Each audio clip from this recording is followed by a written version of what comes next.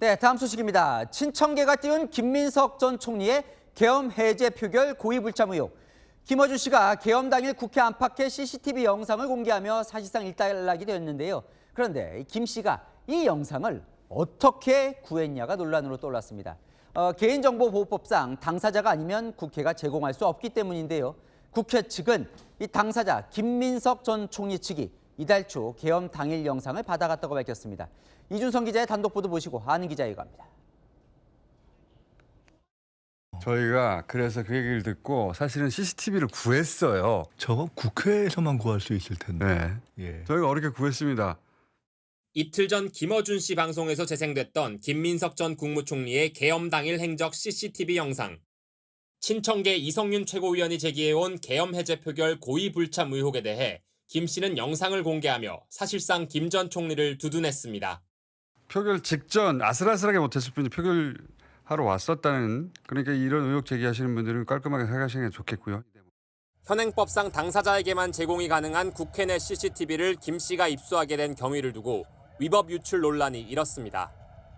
채널A 취재 결과 김 전 총리 측 신청으로 최근 계엄 당일 행적 영상이 국회에서 반출된 것으로 확인됐습니다. 국회 핵심 관계자는 김 전 총리 측에서 6월 하순 신청이 들어왔고 영상이 제공된 건 7월 초라면서 김 전 총리 명의로 된 신청서도 있다고 전했습니다. 하지만 김 씨가 지난 8일 방송한 영상을 어떻게 입수하게 됐는지는 여전히 미지수입니다. 김 씨 측은 입수 경위를 밝히지 않고 있습니다. 김 전 총리 측에게 계엄 당일 영상을 받았는지 여부를 묻기 위해 접촉을 시도했지만 답을 듣지 못했습니다. 채널A 뉴스 이준성입니다. 네, 안 기자, 정치부 최주영 기자 나와 있습니다. 한번 봅시다. 그러니까 김어준 씨가 계엄 당일 국회 저 CCTV 영상을 어떻게 입수했냐, 이게 논란인데 그러면 그 답이 풀린 거예요? 결론부터 말씀드리면 그 답이 명확하게 풀린 것은 아닙니다. 김 씨가 공개한 계엄 당일 국회 CCTV, 이건 국회만 보유할 수 있는 영상이거든요. 그걸 김 씨가 어떤 방식이든지 간에 확보를 해서 공개한 거죠.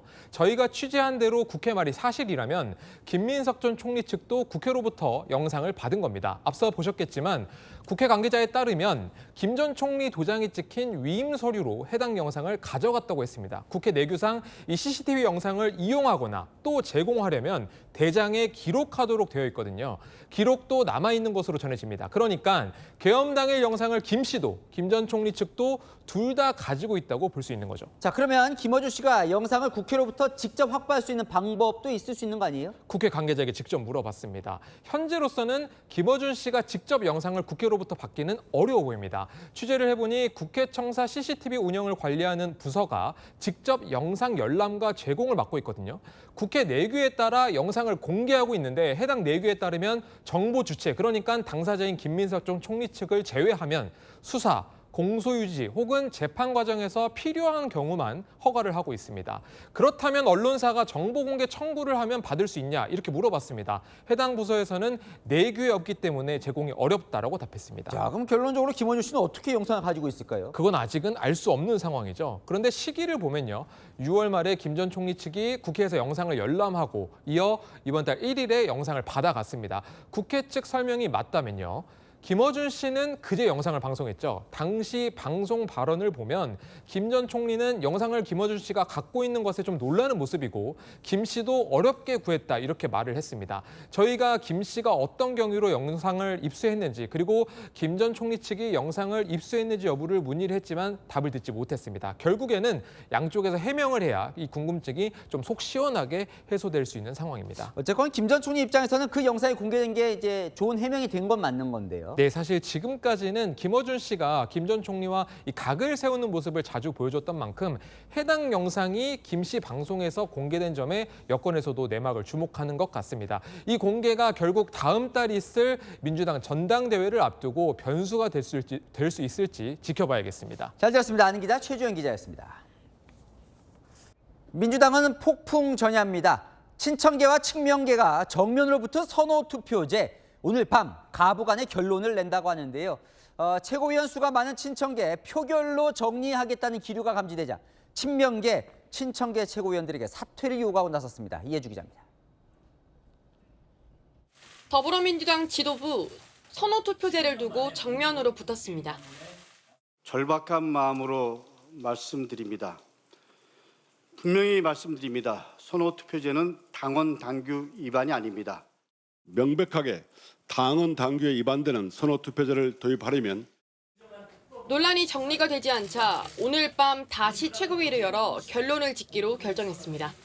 친청계는 표결로 선호투표제 도입을 막겠다는 분위기입니다.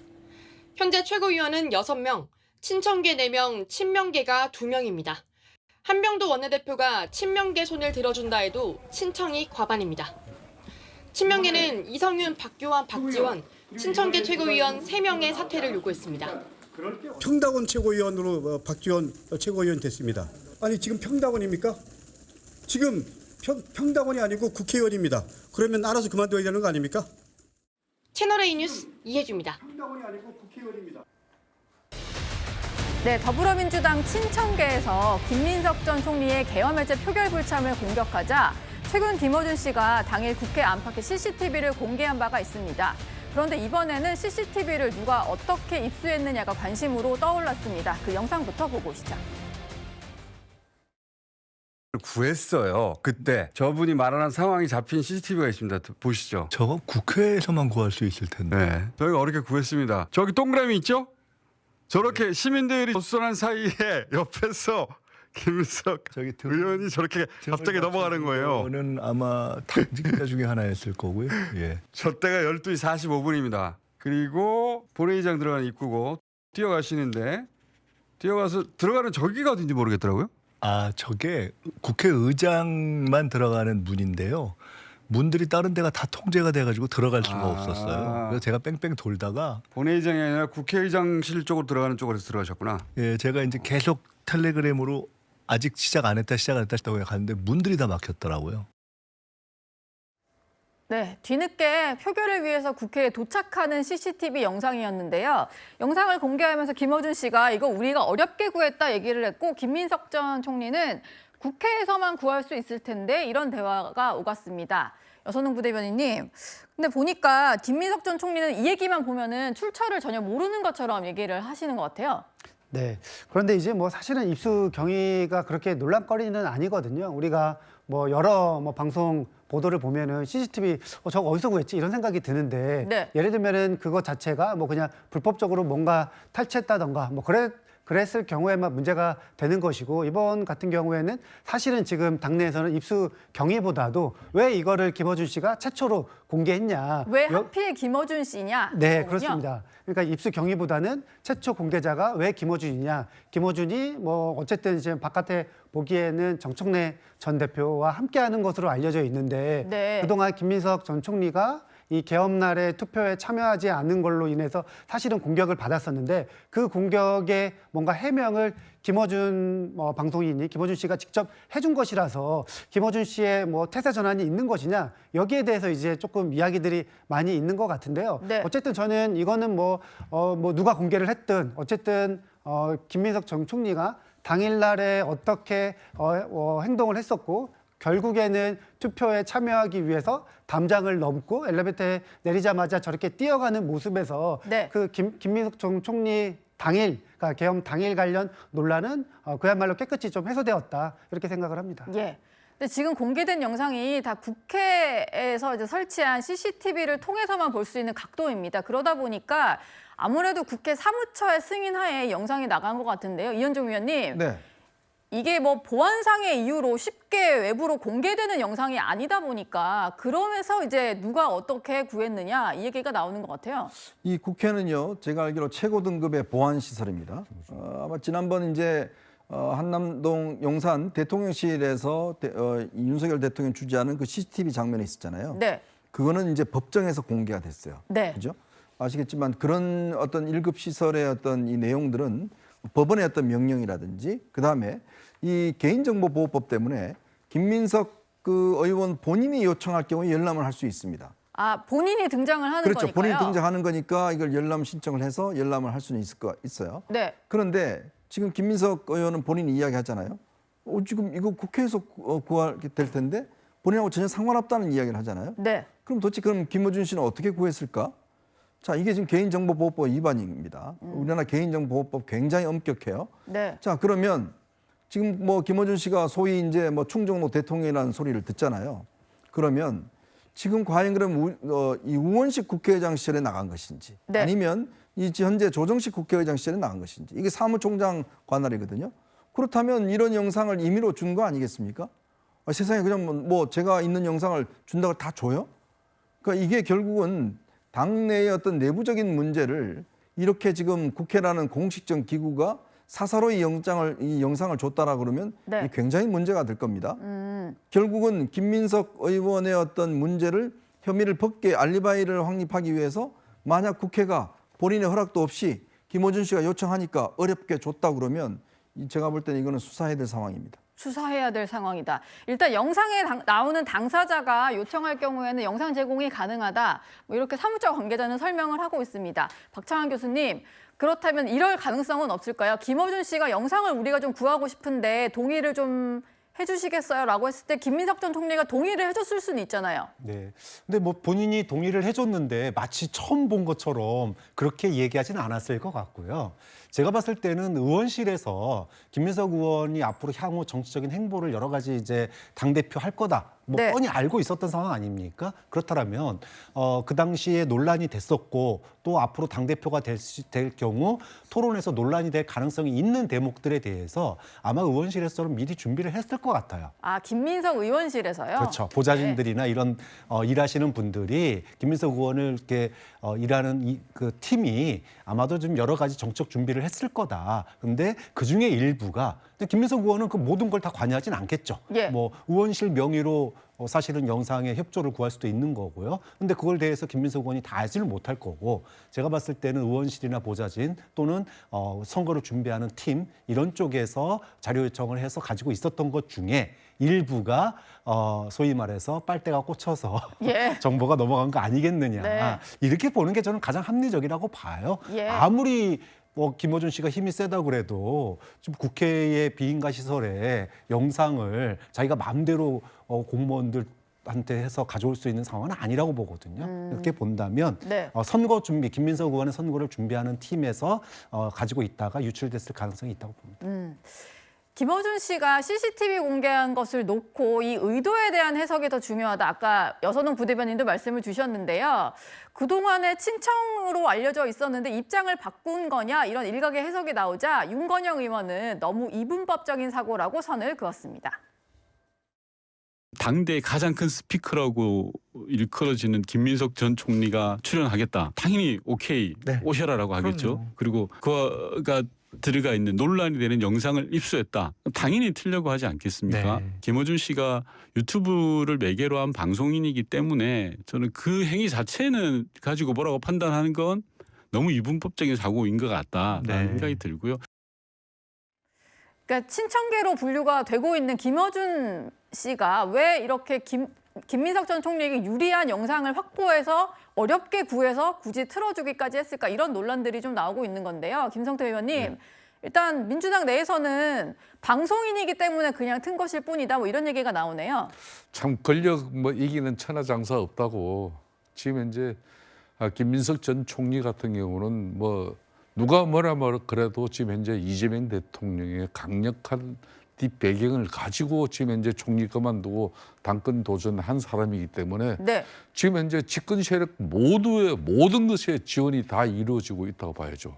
지금 현재 국회의장도 국회 일당이 민주당이기 때문에 당연히 민주당 출신이 국회의장을 하고 있는 거고 그런 차원에서 국회 사무처는 국회 사무총장도 민주당 출신이기 때문에 지금 민주당에서 김민석 총리 만들기 저 작업의 장애 요인이든 문제가 되는 또 도움이 되는 자료라면은 누구든지 찾을 수밖에 없는 거예요.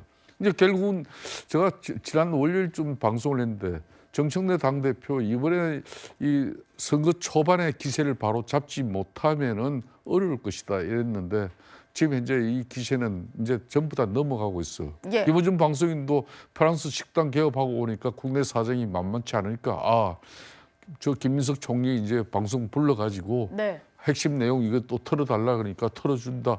그런 식으로 서로 결탁한 저런 방송 사전 준비 작업 아니겠겠나. 이렇게 뭐 의심을 할 수밖에 없는 것이지. 저걸 뭐 지금 현직 국회의장인 조정식 국회의장도 자기네들은 그 준 사실 없다고 잘 모른다 그러고 네. 원식 전 의장도 잘 모른다 그러고 지금 개인정보보호법에 따라 가지고 김민석 당사자가 저걸 국회 사무처에 요청하자면 나갈 수 없는 CCTV 자료 화면이에요. 예. 그럼 뻔한 건데 그걸 지금 김민석 후보는 자신은 모르는 일이다. 네. 이거 수사해야죠 그러면. 수사까지 해야 돼요? 본인이 수사 요청해야죠. 모르는 예. 일, 모르는 일을 갖다 저렇게 12.3 그 비선겸 당일날 저렇게 국회 담벼락 넘는 거 저 소중한 자료 사진이 자료 영상이 지금 돌고 있는데 예. 수사 요청해야지 그럼. 말이 되는 이야기를 하라는 이야기예요. 네. 민주당 내에서는 뭐 이걸로 논란이 해소된 게 중요하다 이런 얘기가 나오는 것 같습니다. 박지원 의원도요. CCTV 어떤 경로로 받았는지 내가 다 알고 있는데 어쨌든 아무튼 다 우리 편이 준 거다. 뭐 이런 얘기를 하면서 논란이 해소된 게 중요하다 이렇게 정리에 들어갔습니다. 이런 가운데 오늘 전북을 찾은 김민석 전 총리와 정청래 전 대표가 또다시 신경전을 벌였습니다.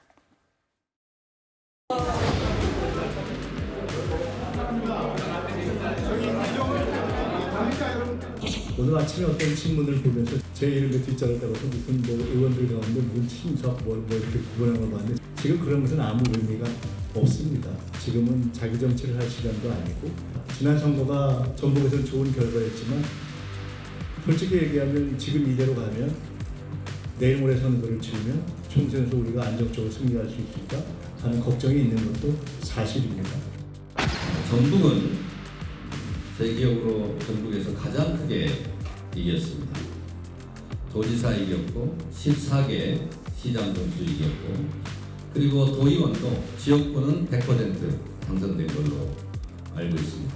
한 번도 당을 떠난 적이 없고 억울한 컷오프 냈어도 당을 위해서 헌신했고 덕권 유세단을 만들어서 전국을 지원 유세 다녔던 제가 적임자다.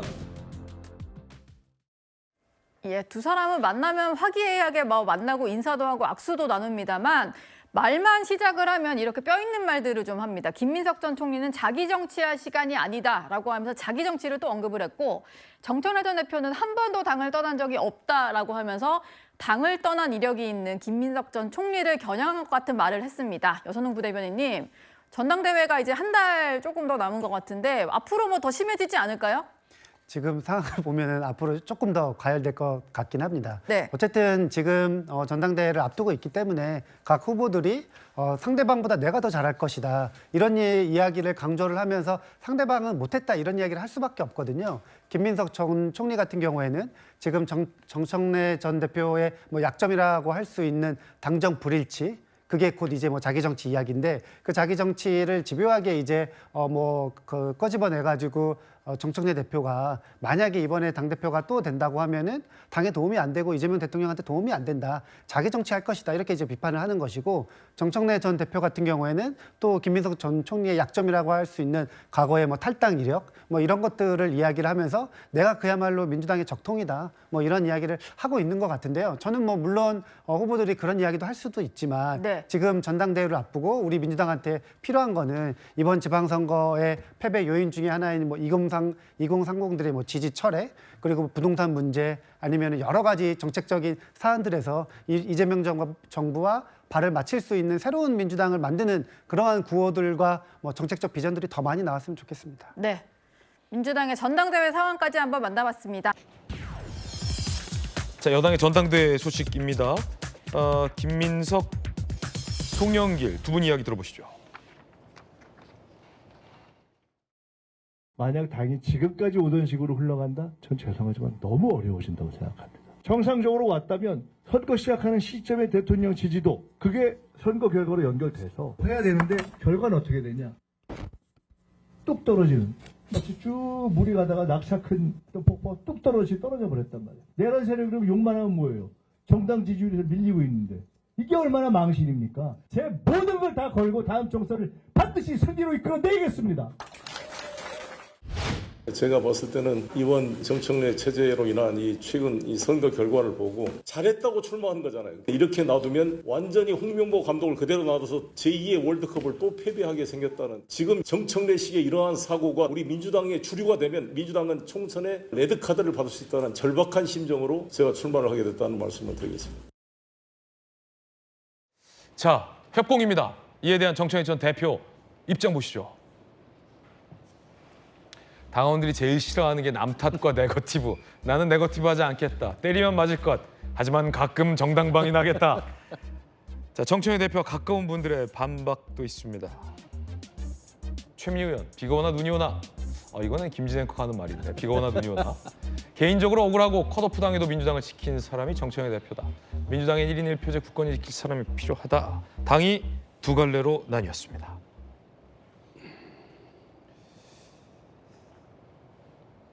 정청래 전 대표는 그 가운데 이 룰을 문제 삼고 있습니다. 선호 투표제가 나에게 불리하게 설계돼 있다라는 취지입니다. 한번 들어보시죠. 우리가 헌법과 법률을 위반하면서 할 수는 없듯이 당원 당규를 위반하면서 무엇을 할 수 있는 것은 아니지 않느냐. 그래서 저도 좀 당혹스러웠습니다. 이번에 적용하려는 선호투표를 확정한 지난 당무회의, 이재명 대표 시절의 당무회의에 있어서나 역사적으로나 법률적으로나 당원당규상 전혀 문제가 없다고 저는 알고 있습니다. 그런 문제없는 룰을 자꾸 시비를 거는 것이야말로 전형적인 집단적 자기정치다, 이렇게. 선호투표는 본투표와 결선투표를 통합시키는 거잖아요. 비용과 시간을 절약하기 위해서. 그래서 이 결선투표의 종류 중에 하나로 선호투표제가 포섭이 되는 거기 때문에 이것을 당헌 당규로 위반이라고 말하는 것은 저는 지나친 비약이다. 이 룰 세팅 뭐 하나하나 껌껌이 주자들 간의 신경전이 거셉니다. 그 가운데 김어준 씨가 계엄 해제 표결 당시에 이 김민석 전 총리가 뒤늦게 국회에 오는 CCTV 영상을 공개했습니다. 함께 보시죠. 저희가 어렵게 구했습니다. 저기 동그라미 있죠? 저렇게 시민들이 저렇게 어수선한 사이에 옆에서 김민석 의원이 저렇게 갑자기 넘어가는 거예요. 저는 아마 당직자 중에 하나였을 거고요. 예. 저 때가 12시 45분입니다. 그리고 본회의장 들어가는 입구고 뛰어가시는데 뛰어가서 들어가는 저기가 어딘지 모르겠더라고요. 저게 국회의장만 들어가는 문인데요. 문들이 다른 데가 다 통제가 돼가지고 들어갈 수가 없었어요. 그래서 제가 뺑뺑 돌다가 본회의장이 아니라 국회의장실 쪽으로 들어가는 쪽으로 들어가셨구나. 예, 제가 이제 계속 텔레그램으로 아직 시작 안 했다 체크하고 이제 들어가면 되겠다고 갔는데 문들이 다 막혔더라고요. 자, 그런데 이 영상을 누가 줬냐의 의혹도 있습니다. 국회의장이 줬을까? 누가 줬을까? 한번 들어보시죠. 제가 1초 늦었습니다. 딱 앉는 순간 제 옆자리에 계시던 이재명 그 당시 대표께서 지금 막 눌렀다고. 어떤 분들은 심지어 저 계엄한다는 전화를 박선원 의원이 했는데 전화 받고 안 왔다 그렇게 하시고 또 뭐 일부러 자는 척했다도 있고 하여간 여러 가지 버전이 있더군요. 저희가 그래서 그 얘기를 듣고 사실은 CCTV를 구했어요. 그때 상황이 잡힌 CCTV가 있습니다. 저거 국회에서만 구할 수 있을 텐데. 예. 저희가 어렵게 구했습니다. 별 의혹 아닌 것 같은데 계속 언론에 보도되길래 아주 깔끔하게 정리할 수 있는 마침 영상과 인터뷰가 있어요. 네, 고맙습니다.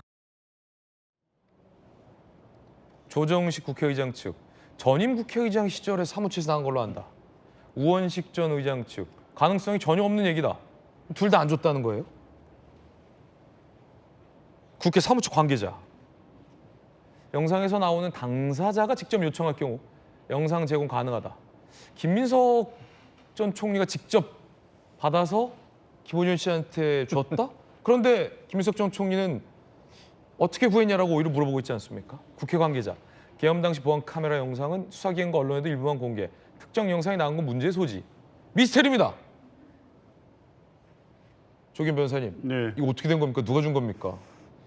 지금 얘기한 대로 본인 요청은 아니었던 것 같고, 근데 뭐 위법한 방식으로 수집되었을 가능성은 없는 게, 실제 어떤 과정이 있었는지까지는 이제 뭐 김어준 씨만 아는 거니까 정확히 모르겠습니다만. 김어준 씨는 대단하네요. 아무도 안 줬는데 그걸 구했네요. 아마 이 계엄 이후에 김어준 씨가 제작한 그 란이라는 그 다큐멘터리 영화가 하나 있습니다. 그때 그 계엄 비상계엄 직후에도 그렇고 관련 영상들을 본인 동의나 이런 방식을 통해서 원래 상당히 많이 확보하고 있었습니다. 그래서 김어준의 뉴스공장에서 그 직후에도 상당히 많은 영상들이 공개되고 있었거든요. 아마 그 과정 중에 취득한 영상을 이번에 이제 확인하는 과정에서 봤을 가능성. 그러면 그때 확보돼 있었다면 그 동의나 이런 과정을 절차적으로 거쳤을 거고요. 이 수집 과정에서의 위법이나 이런 문제는 아닌 것 같습니다. 그게 중요한 건 아니니까. 예, 뭐 중요한 건 이제 어쨌든 굳이 김민석 총리를 불러서 인터뷰하는 자리에서 최근에 논란이 되고 있는 문제를 이제 깨끗이 정리하는 것을 김어준 씨가 한 동기 뭐 이런 거에 대한 해석 문제가 흥미를 끌고 있는 것이지만 어쨌든 네. 적어도 이 논란이 전당대회에서 당대표 후보 간 또 후보를 지지하는 의원 간 논란으로 더 이상 이 소비되는 거는 적절치 않다. 적절치 않고 이 이제 끝난 논란이어서 저는 다행이라고 생각하고. 이성윤 최고위원이 감격 성분 뭐냐 막 이렇게 묻기도 했잖아요. 그러니까요. 적어도 그런 방식의 문제 제기가 당대표 선거에서 계속 된다고 하면 그걸 지켜보는 국민들께서 어떻게 보겠습니까? 그래서 안 그래도 참 걱정이 많았는데 어찌됐든 뉴스공장에서 이 영상이 공개됨으로써 이 논란은 끝났다. 다행스럽게 생각하고 이제 이후에도 뭐 아까 정청래 전 대표 같은 경우에 2대1로 맞으니까 아프다라고 했는데 좀 아프시겠죠. 그런데 감내하실 수밖에 없습니다. 1년 당대표를 하고 다시 연임하기 위한 이 출마이기 때문에 1년 당대표 직무 수행에 대한 평가, 비판 있을 수밖에 없죠. 다른 주자들의 견제는 당연한 것이기 때문에 피할 수 없고 정면으로 이런 이 논쟁과 논란을 통해서 당원들이 민주당이 어떤 방향으로 가는지에 대해서 선택할 수 있는 내용을 제시하는 게 맞습니다. 아마 그런 과정으로 전개될 것이어서 더 이상 이렇게 소모적인 논쟁은 없을 것으로 봅니다. 근데 정청래 전 대표 입장에서 보면 김민석 총리는 선거 이렇게밖에 안 된 게 다 정청래 전 대표 탓이라고 하는데 좀 억울하지 않을까요? 뭐 방금 우리 조 변호사님 말씀하셨지만 실제로 이제 당 대표가 이제 연임하는 예는 잘 없지 않습니까? 이제 이재명 전 대표 시절에 조금 특이한 상황에서 연임이 됐고 그런데 이제 다시 연임을 하겠다고 하니 당연히 연임을 하는 당 대표 선거는 기존 당 대표가 잘했냐를 따지는 것이 가장 큰 이슈가 될 수밖에 없어서 뭐 2대1이냐 3대1이냐 이렇게 얘기를 하는 당연히 주요 공격은 당신이 뭐 제대로 한 게 없으니 그만해라라든가 잘못했으니 내가 하겠다라든가 이렇게 되는 거니까 이제 외형적인 모양은 정 전 대표를 공격하는 모양새가 되겠죠. 그런데 그거는 지금 전당대회의 어떤 프레임상 어쩔 수 없는 거라고 생각하고요. 그리고 이제 무엇보다도 지금은 우리 아까 뭐 이제 김민석 후보도 얘기했지만 지금 이제 다시 2년 후에 총선을 바라보고 민주당이 정말 민생 정당으로 나아가기 위해서 어떤 합리적인 어떤 건설적인 토론이 좀 되는 그런 당대표 선거가 됐으면 하는 바람이 있습니다. 네, 하피프로 함께하고 있습니다.